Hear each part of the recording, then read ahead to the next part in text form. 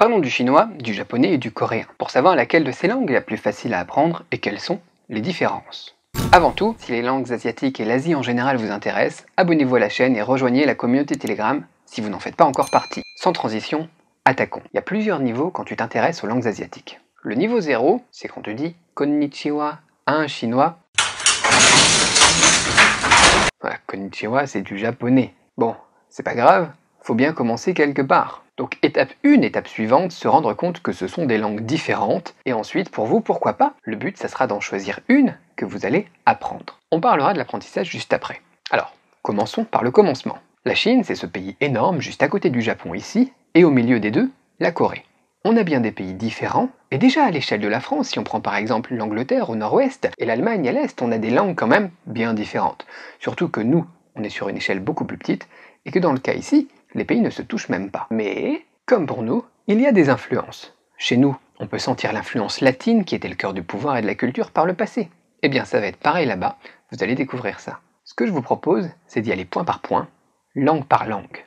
Commençons par le coréen. Le coréen, c'est une langue qui a été influencée par la Chine et le chinois parce que c'était la Chine, l'équivalent de notre empire romain, qui a été le plus influent dans la région. Pour la Corée d'ailleurs, c'est surtout le bouddhisme qui a amené tout ça en passant par la Chine. Et donc en coréen, jusqu'à il n'y a pas si longtemps, en 1949, on utilisait encore des hanja, qui sont les caractères chinois. Depuis, ils n'utilisent plus que des hangul, mais le lexique est d'origine chinoise à 60-70%. Les hangul, on va revenir dessus. Mais avant, je voudrais préciser un point. D'origine, ça ne veut pas dire que les mots sont aujourd'hui exactement les mêmes, même si on en trouve qui sont exactement les mêmes, comme roi, Wang, Wang, on voit souvent dans les dramas, lui on peut pas le rater, hein, l'empereur et tout ça, le fait d'être d'accord, 同意, Tongyi, le marché, 市场, Shijang, etc., etc. Par exemple, quand on regarde un drama et qu'on connaît les deux langues, parfois on est surpris. L'autre fois, je regardais un drama coréen sous-titré chinois, et c'était côte de porc ou steak, je sais plus, c'était le même mot, quoi. Bon, revenons maintenant sur l'alphabet coréen, les hangul.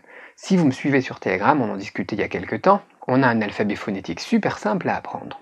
On peut apprendre à lire le coréen en une journée, et ça, c'est top, un bon point pour le coréen. Contrairement au chinois, par exemple, où il n'y a pas d'alphabet. On a donc une vingtaine d'éléments phonétiques qu'on peut combiner pour faire des syllabes et lire le coréen dès le jour 1. Voici un exemple de texte en coréen. Vous allez pouvoir reconnaître facilement, hein, on a des petits ronds, des petits traits parallèles ou perpendiculaires. On a vu tout à l'heure en opposition avec les caractères chinois, on reviendra dessus plus loin. Au niveau de la grammaire, elle est relativement simple, mais elle est composée de beaucoup de particules. Ce que j'ai trouvé le plus différent dans le coréen, c'est surtout le système d'honorification.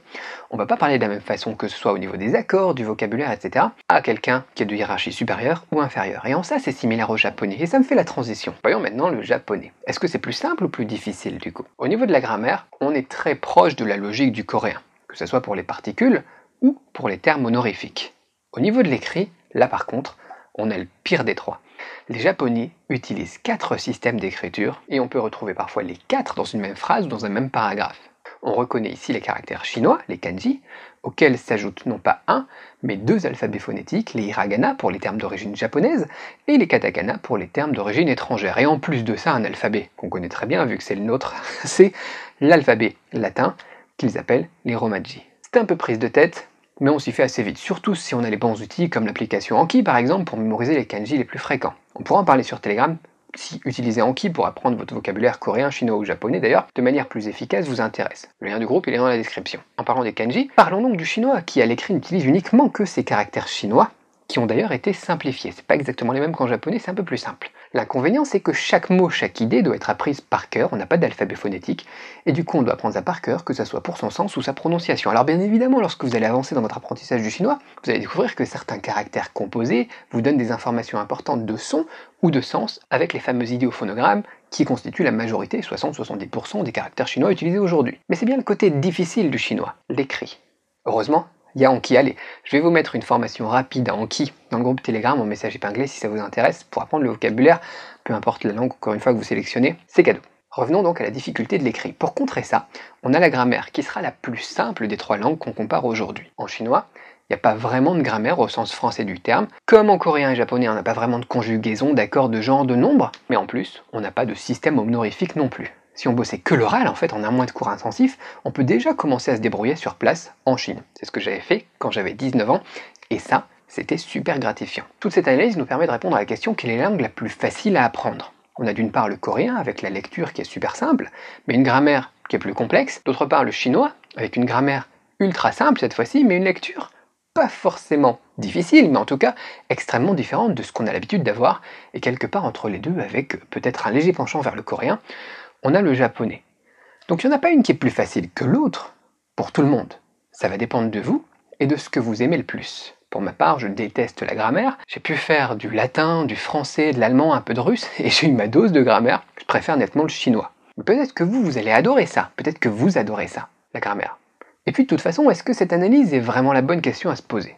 La question à se poser, ça peut être aussi la question de votre motivation. Avec une grosse motivation, on peut déplacer des montagnes. Après tout, comme le dit l'expression, le dicton un éléphant, ça se mange une bouchée à la fois. Et apprendre une langue, peu importe laquelle, c'est toujours un éléphant. Dans tous les cas, il y aura du boulot, et vous irez forcément plus facilement au bout des choses si vous êtes motivé. Du coup, est-ce que votre motivation est plus tournée vers la Corée, avec ses dramas, la K-pop, ces villes ultra-futuristes saupoudrées d'une pincée de tradition? Est-ce que vous êtes, comme moi, passionné par les mangas et les animés, que vous adorez les paysages et la culture japonaise? Ou alors, est-ce que vous préférez revenir aux sources, à l'histoire originelle, par exemple de DBZ qui voyage vers l'Occident avec Sun Wukong, que vous voulez avoir une base parce que vous voulez en fait apprendre les trois, que vous préférez avoir le plus d'opportunités possibles pour réussir votre vie en bossant votre CV et en vous ouvrant le maximum de portes avec le chinois? Tout ça au final, ça va dépendre de vous.